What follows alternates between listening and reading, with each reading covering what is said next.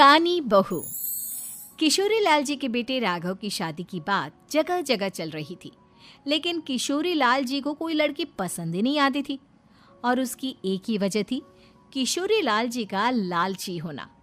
उनको लड़की वालों से मोटा दहेज चाहिए था और इसी चक्कर में एक दिन वो एक बहुत पैसे वाले के घर अपने बेटे का रिश्ता लेकर पहुंचे।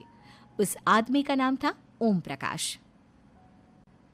देखिए किशोरी लाल जी, मेरी एक ही बेटी है और मेरी सारी संपत्ति जायदाद सब कुछ मेरी बेटी नैना का ही है। पापा, नाम से लगता है बहुत खूबसूरत होगी। कितना अच्छा नाम है ना, नैना। ओ, वैसे बात तो सही है आपकी। अब इतना पैसा है, जमीन जायदाद है, इकलौती बेटी, आप भी क्या करेंगे? सब कुछ उसे ही देंगे ना। बिल्कुल ठीक पहचाना आपने। बस बेटी की शादी और सारी जायदाद उसके नाम। पापा, बिना देखे हाँ कर दीजिए ना। इतना अच्छा रिश्ता फिर कहाँ मिलेगा? माला माल हो जाएंगे हम। मैं अपनी बेटी को बुलाता हूँ। अरे नहीं नहीं नहीं नहीं, आपकी बेटी का नाम नैना है, सुनकर ही लगता है बहुत सुंदर होगी। रहने दीजिए अंकल, मैं तो आपकी बेटी के नाम से ही इतना खुश हो गया हूँ कि उसे बिना देखे शादी करने को तैयार हूँ। अब तो मैं उसका चेहरा सीधे शादी के बाद ही देखूंगा।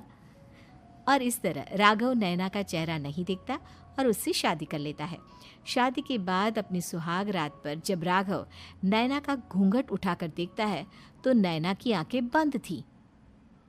कितने खूबसूरत हो तुम नैना, जरा अपनी आंखें खोलकर मेरी तरफ देखो तो सही। नहीं, मुझे शर्म आती है। अरे, मैंने तुम्हें शादी से पहले भी नहीं देखा, और अब अगर तुम आंखें खोलकर मुझे देखोगी भी नहीं तो मुझे अच्छा कैसे लगेगा? इससे पहले कि नैना अपनी आंखें खोलकर राघव की तरफ देखती, अचानक से लाइट चली गई और राघव नैना को पूरी तरह से देख भी नहीं पाया। अगली सुबह नैना राघव के लिए नाश्ता बनाकर लेकर आई। अरे ये क्या, आधा पराठा सेका हुआ है और आधा बिल्कुल कच्चा। ये तुमने क्या किया नैना? बहू, तुमने क्या आधा पराठा तवे से नीचे लटका कर रखा था, जो आधा सेका है और आधा कच्चा? मुझे जितना दिखेगा उतना ही तो सीखूंगी ना पापा जी। जहाँ जहाँ मुझे नजर आ रहा था वहाँ मैंने सीख लिया, जहाँ जहाँ नहीं दिखा वहाँ कच्चा रह गया होगा। इसका क्या मतलब है? ये कैसा मजाक कर रही है तुम? अरे बहू, तुमने इतना लंबा घूंघट क्यों लगाया हुआ है? देखो, हमारे घर में बहुओं को बेटी की तरह रखा जाता है, और फिर तुम तो इतना सारा माल लेकर आई हो। देखो, ये घूंघट डालकर रखने की कोई ज़रूरत नहीं है। हाँ नैना, पापा जी ठीक कह रहे हैं, तुम तो आराम से रहो, अपना ही घर समझो। नैना अचानक से अपना घूंघट उठा लेती है। अरे ये क्या पापा, नैना की तो एक आंख फूटी हुई है। नाम से नैना, लेकिन ये तो कानी बहू निकली। मेरे साथ धोखा हुआ है, धोखा। बिना दिखाए अपनी कानी लड़की मेरे संग ब्याह दी।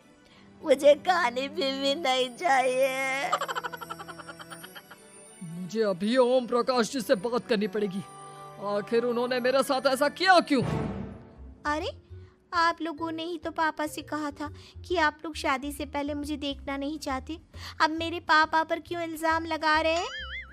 अरे लेकिन उन्हें बताना तो चाहिए था ना कि तुम कानी हो, एक आंख से तुम्हें दिखाई नहीं देता। किशोरी लाल और राघव नाराज होकर ओम प्रकाश को अपने घर बुलाते हैं।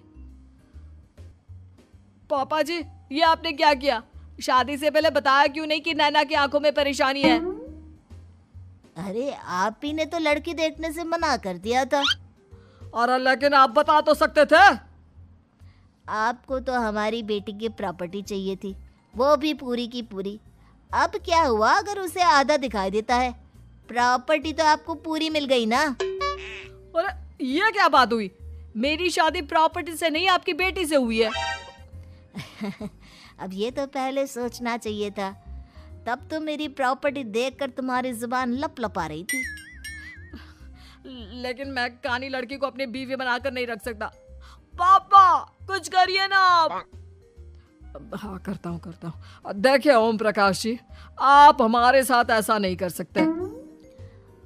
और तुम देखो, अगर तुमने मेरी बेटी से शादी तोड़ी ना, तो जो भी प्रॉपर्टी मैंने तुम्हें दी है वो तो पूरी की पूरी वापस ले ही लूँगा, और आधी प्रॉपर्टी तुम्हारी भी लूँगा।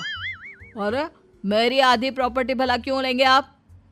इसलिए क्योंकि मेरी बेटी को आधा नज़र आता है और उसकी नज़र अभी तक तुम्हारी आधी जायदाद पर ही पड़ी है। अब तुम उसे घर से निकालोगे तो कुछ तो लेकर जाएगी ना। और अगर हम आपकी बेटी को अपने घर की बहू बनाकर रखे तो? तो तुम्हारी पूरी प्रॉपर्टी तुम्हारी ही रहेगी, और जो मैंने तुम्हें दिया है ना, उसमें से बस मैं आधा लेकर जाऊंगा। अरे लेकिन अब आप अपनी दी हुई प्रॉपर्टी में से आधी वापस क्यों लेकर जाएंगे? अगर मैं आपकी बेटी को अपनी पत्नी बनाकर रखने को तैयार हूं तो? इसलिए ताकि भविष्य में अगर तुम मेरी बेटी को धोखा दो तो उसके पास कुछ तो रहे जो पति का हो।